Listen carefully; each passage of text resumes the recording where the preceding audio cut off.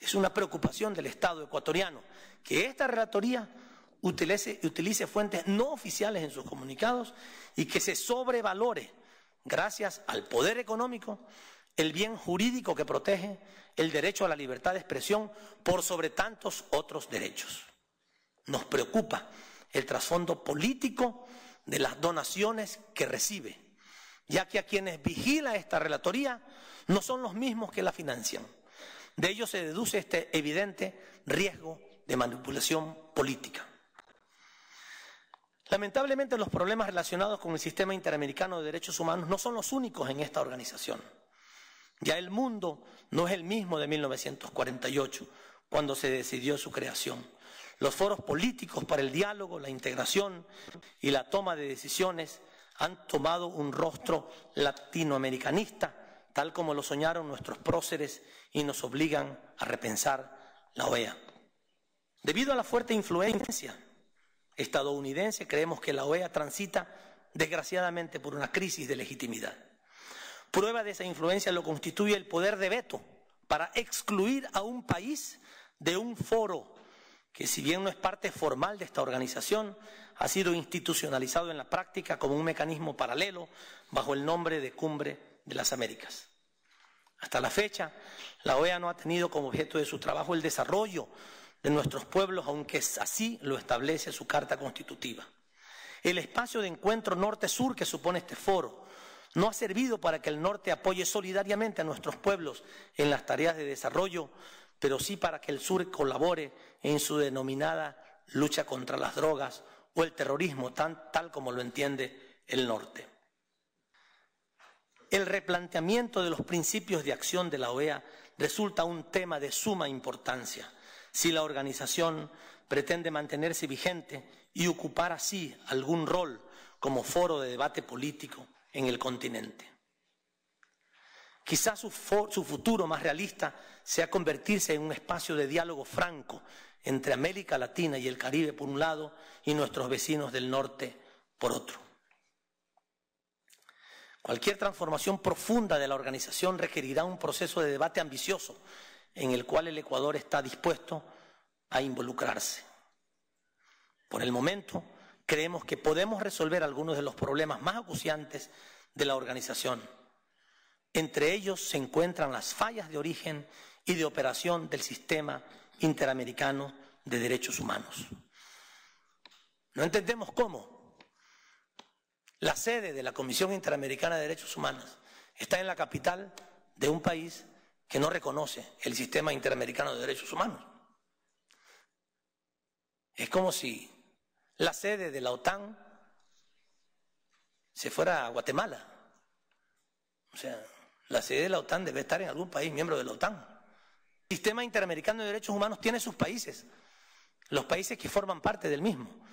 Pues la sede de la Comisión Interamericana de Derechos Humanos, así como la Corte está en Costa Rica, a buena hora, la Comisión debería estar en un país que forma parte del sistema y no de un país que no cree en el sistema, porque no lo ha reconocido después de tantos años. No entendemos por qué. Nos hemos dejado llevar sin darnos cuenta, los estados, miembros de la OEA y especialmente del sistema interamericano de derechos humanos, nos hemos dejado arrastrar por esta inconcebible discriminación en contra del conjunto de derechos humanos. Si tiene muchos recursos la relatoría, no, que no lo bajen, no, pero que todos los demás derechos también sean atendidos de la misma manera. Que todos los derechos humanos deben ser atendidos de la misma manera. Y esto, desgraciadamente, no sucede. Y además, como lo hemos dicho, hay clarísimos sesgos por quienes financian esa relatoría.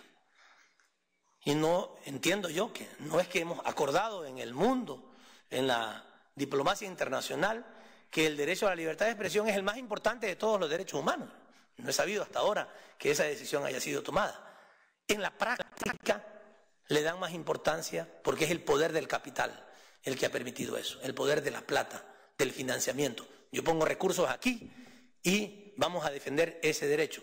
Y no es el derecho a la libertad de expresión, es el derecho al capital, derecho del capital. Es la defensa del capital, es especialmente la defensa de los principales dueños de los medios de comunicación. No son los periodistas, desgraciadamente, tantos periodistas asesinados, tantos periodistas violados en su libertad de expresión, despedidos de los medios de comunicación. Y es también una inadecuada comprensión sobre quién puede violar los derechos humanos, y particularmente la libertad de expresión, pero los derechos humanos, que es lo que nosotros pedimos que se defienda y que se proteja. Resulta que parece con una interpretación que creemos que debió haberse superado en la historia. La interpretación es de que el único poder que puede violar que puede violar los derechos humanos es el poder del Estado. Y no es así, pues. Esta famosa argumentación, cuando los medios de comunicación dicen lo que quieran en contra de los ciudadanos que les dé la gana, están ejerciendo la libertad de expresión. Cuando se les contesta, esa persona que les contesta está atacando la libertad de expresión.